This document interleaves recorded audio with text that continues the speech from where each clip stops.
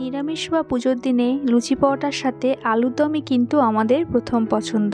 আর আজকে আমি বানাবো নিরামিষ আলুর দম, তবে একটু আলাদাভাবেই এই আলুর দমটা বানাবো। আর এর স্বাদ এক কথায় অপূর্ব হয়। তাহলে চলুন দেখে নিই একদম নতুন ধরনের এই নিরামিষ আলুর দমের রেসিপিটা। আলুর দমের জন্য সবার প্রথমে আমি এখানে 1 কেজি আলু নিয়েছি। আর আলুটা এখানে আমি একটু মাঝারি সাইজের নিয়েছি। আলুটা এরকম খোসা সমেত নিতে হবে, না হলে আলুটা ওভারকুক হয়ে যাবে। আর প্রেসার কুকারে মাত্র একটা সিটি দিয়ে আলুটা সেদ্ধ করে নিয়েছি। আলুটা সবার আগে আমি ছাড়িয়ে নেবো ছুরি দিয়ে। আর এখানে আমার ছুরি দিয়ে অসুবিধা হচ্ছিল বলে হাত দিয়েই ছাড়িয়ে নিয়েছি। দেখবেন আপনারা হাত দিয়ে ছাড়ালে কিন্তু খোসাটা ইজিলি উঠে আসে। আলুগুলো সব আমার খোসা ছাড়ানো হয়ে গেছে। এরপর আলুগুলো আমি 2 পিস করে নেব। আলুগুলো যদি ছোট সাইজের হয় তাহলে গোটা গোটাই রাখতে পারেন। একটা শুকনো মশলা করে নেব। তার জন্য একটা ফ্রাইং প্যানে 1 চামচ গোটা ধনে দিয়ে দেবো। সঙ্গে দেবো হাফ চামচ মতন গোলমরিচ, 4টে এলাচ আর 2টো লবঙ্গ, আর দিয়ে দেবো 4টে শুকনো লঙ্কা। ঝালটা অবশ্যই আপনাদের সুবিধা মতন বাড়াতে বা কমাতে পারেন। মশলাটা একটু ভেজে নেব। লো ফ্লেমে 1 মিনিট মতন একটু নেড়ে চেড়ে নেব। এবং তারপর এখানে অ্যাড করব 1 চামচ গোটা জিরে।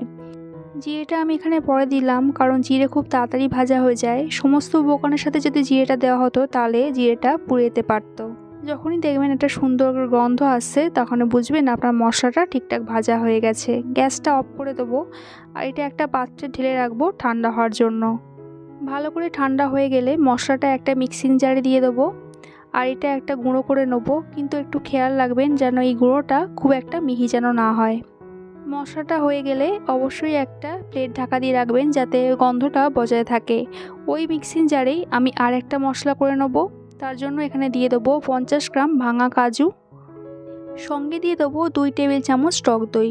টক দইটা অবশ্যই জল ঝরানো হবে আর টক দইটা যেন রুম টেম্পারেচারে থাকে। একটা পেস্ট বানিয়ে নেবো। আর এতে যদি দানা দানাও থাকে বাদামের তাতেও কিন্তু অসুবিধা নেই। মূল রান্নায় চলে যাব। সবার প্রথমে দিয়ে দেবো 4 টেবিল চামচ সাদা তেল। আমি এখানে এই রান্নাটা সাদা তেলেই করছি। তেলটা গরম হলে সবার প্রথমে আলুগুলো ভেজে নেব। সব আলু একসাথে ভাজতে যাবেন না, তাহলে ভেঙে যেতে পারে। টোটাল আলু আমি এখানে 2টো ব্যাচে ভেজেছি। নেড়ে চেড়ে আলুটা একটু ভেজে নিতে হবে যতক্ষণ না আলুতে একটু লালচে রং ধরছে।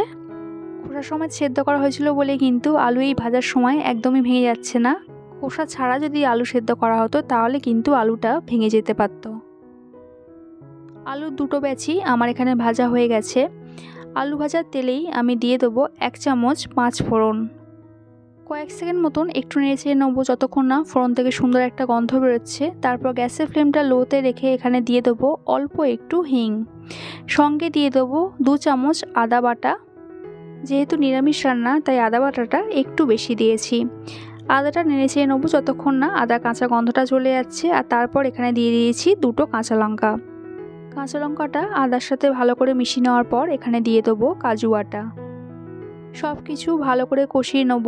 লো টু মিডিয়াম ফ্লেমে কষিয়ে নেব যতক্ষণ না মশলার সাইড থেকে একটু তেল ছেড়ে আসছে। আর এখানে আমার মশলাটা কষানো হয়ে গেছে। এরপর এখানে আমি ভাজা আলুটা দিয়ে দেবো। মশলাটা আলুর সাথে খুব ভালো করে মিশিয়ে নেব। এখানে আর কোনো রকম কিন্তু মশলা পড়বে না, জিরের গুঁড়ো, ধনের গুঁড়ো বা হলুদ গুঁড়ো। আপনাদের যদি খুব সাদা মনে হয় তাহলে সামান্য একটু হলুদ গুঁড়ো, লঙ্কার গুঁড়ো দিতে পারেন। স্বাদ মতো নুন দিয়ে দিলাম। আর নুনটা আলুর সাথে ভালো করে মিশিয়ে নেব। আর নুনটা আলুর সাথে খুব ভালো করে মিশিয়ে নেওয়ার পর এখানে আমি সবার প্রথমে মিক্সার ধোয়া জলটা দিয়ে দেবো। আর কিন্তু কোনো রকম এক্সট্রা জল আর এই তরকারিতে আমি ব্যবহার করব না। জলটা একটু গরম না হওয়া পর্যন্ত অপেক্ষা করব। তারপর এখানে দিয়ে দেবো দুধ। এখানে আমি 250 ml দুধ দিয়েছি। আর দুধটা আগে থাকতে জাল দিয়ে রেখে দিয়েছি। আপনাদের এখানে অনেকেরই হয়তো মনে হতে পারে দই আছে, দুধ দিলে হয়তো কেটেতে পারে, কিন্তু না। আমি যখনই মিক্সার দেওয়া জলটা দিলাম একটু ওয়েট করেছিলাম জলটা গরম হওয়া পর্যন্ত। আর দুধটাও আগে থাকতে জাল দিয়ে রেখেছিলাম, তাই এখানে কিন্তু দুধটা কাটার কোনোই সম্ভাবনা নেই। 10 মিনিটের জন্য মিডিয়াম ফ্লেমে ঢাকা দিয়ে দেবো। 10 মিনিট বাদে ঢাকনাটা খুলে নেব এবং একবার নিচ থেকে ওপর, ওপর থেকে নিচ এইভাবে ভালো করে একবার নেড়ে চেড়ে দেবো। তারপর এখানে যে শুকনো মশলাটা করে রেখেছিলাম সেটা এখানে দিয়ে দেবো। আমরা ঝাল খুবই কম খাই তাই এখানে আমি পুরো মশলাটা দিইনি। আপনারা যদি একটু ঝাল ঝাল খান তাহলে পুরো মশলাটাই দিয়ে দেবেন। মশলাটা আলুদমের সাথে খুব ভালো করে মিশিয়ে নেব, আর গ্যাসের ফ্লেমটা এই সময় একদম লোতে রাখবেন। ভালো করে মেশানো হয়ে গেলে এই স্টেজে এখানে আমি চিনি দিয়ে দেবো। আমি এখানে 1.5 চামচ মতন চিনি দিয়েছি, আর চিনিটা এই তরকারিতে অবশ্যই দেবেন। যে কোনো নিরামিষ তরকারিতে চিনিটা দিলে একটা এক্সট্রা ফ্লেভার কিন্তু আসে।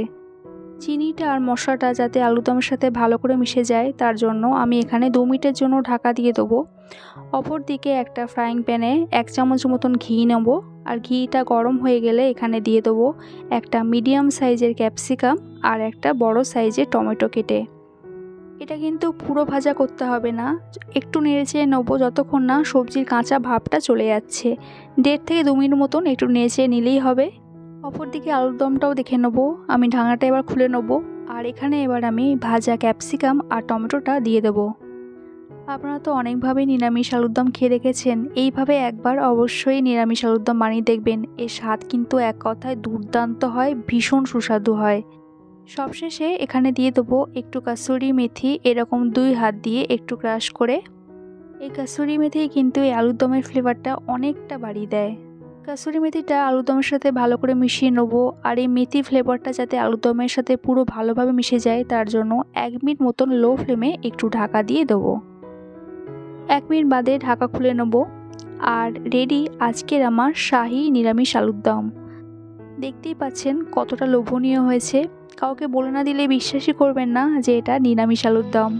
লুচি, পরোটা কিংবা পোলাওয়ের সাথে এই আলুর দমটা খেতে দুর্দান্ত লাগে।